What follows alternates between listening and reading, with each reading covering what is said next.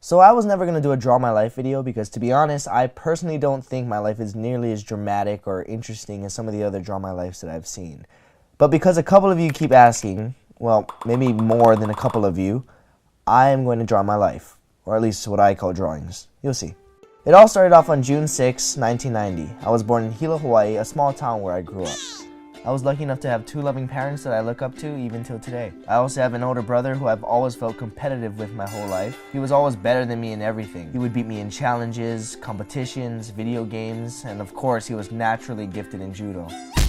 See, judo played a big part in my family, being that both my brother and I pretty much did it our whole lives. Well, at age 5, when I first started, I hated judo because I was terrible at it. My brother, on the other hand, was like a judo club star pupil. All of our senseis, or teachers for those of you that don't speak French, loved him. I was probably on the exact opposite side of the spectrum. Anyway, my brother would almost always win in every tournament we entered, while I, on the other hand, would be lucky to place 3rd.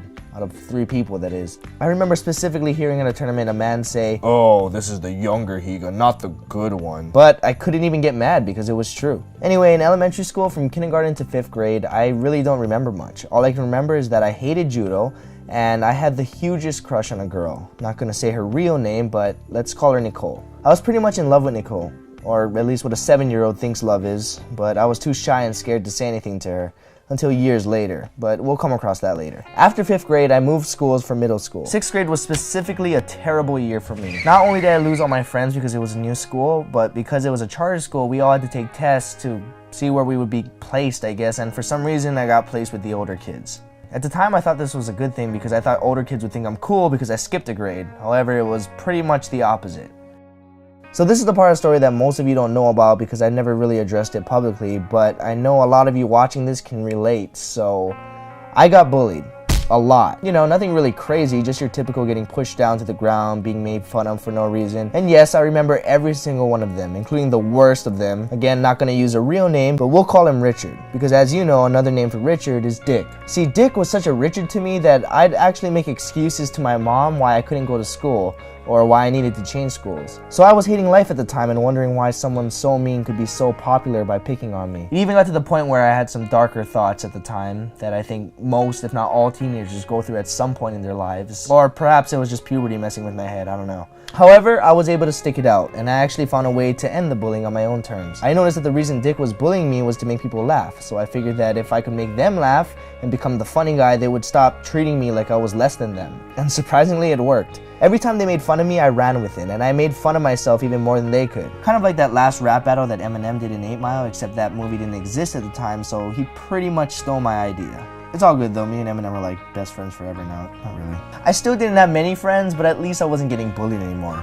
But from that point on, I wanted to be funny. I started picking up my mom's VHS camcorder and recording little skits and videos for my family to watch. They loved it. Of course, some of my cousins would be like, "You need to get a life, Ryan." But it became a traditional thing. Every Sunday, I'd have a new video for them to watch and laugh at. In 8th grade, I finally reconnected with Nicole. You know, the girl I had a crush on since elementary school. She was still at the other middle school where all my friends were, but I somehow became in contact with her again through MSN Messenger. A lot of you might not know what that is now, but it was like the Facebook of that time. But when I finally had the courage to ask her out, I got completely rejected.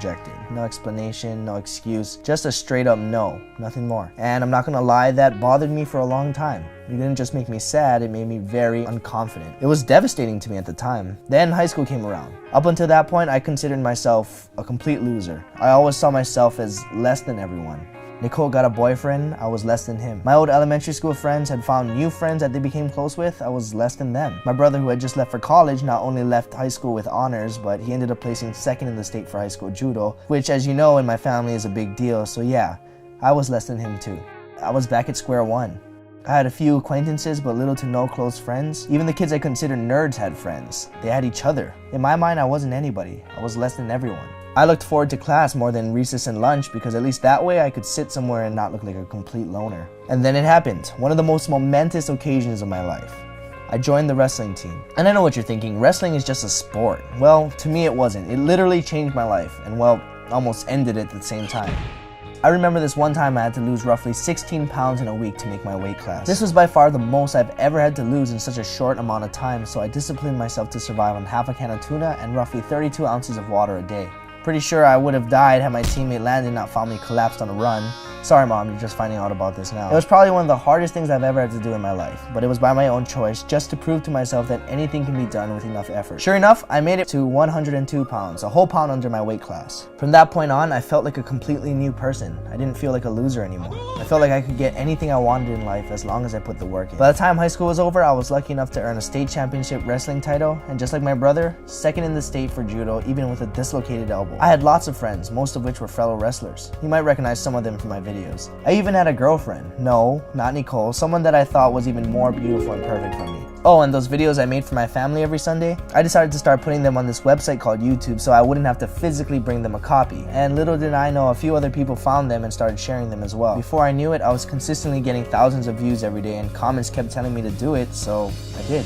However, my parents really wanted me to get a college degree. So for the first time in my life, I left Hawaii to attend UNLV for a degree in nuclear medicine. I hated it. I was spending most of my days and nights learning about something I had no interest in. The workload between college and posting YouTube videos just became too much, and my girlfriend remained in Hawaii, so the long distance thing wasn't helping either. I realized that once again, I was completely stressed out and unhappy. So after about 2 years into college, my girlfriend and I broke up, and I finally ended up telling my parents that I'm dropping out to pursue this YouTube thing. It took a little while, but to my surprise, they became completely supportive. And because of that, thanks to my parents, thanks to wrestling, thanks to my bullies, thanks to not only the good but the bad experiences in my life, and of course thanks to all of you watching right now, I am who I am today because of all of you. Like everyone, I still go through highs and lows, but ultimately, I'm completely happy. This is my real life story. No, I'm not telling you this because I want to brag about my life or because I want you to feel sorry for me because I was bullied when I was younger or whatever. I'm telling you this story because I know for a fact that there are a lot of you watching this right now that are going through the same things I went through when I was younger. And I wanted to let you know that life will get better if you choose to make it better. It's okay to be sad and angry now and then. There are some things that may be out of your control, like a bully that picks on you or a boy or girl that rejects you or even a sibling that outshines you. But the one thing that you and only you control is your perspective and your actions. Being depressed and feeling sorry for yourself is easy. I challenge you to change that today. Happiness is a choice. Choose to be happy. Choose to better your life because only you can make that decision. You are not less than anyone. There are only two things that can stop you, your own mind and your own body. Some might argue that there's a third and say your heart as well. But if you've been on my channel long enough, you already know that even with heart, it's still less than 3.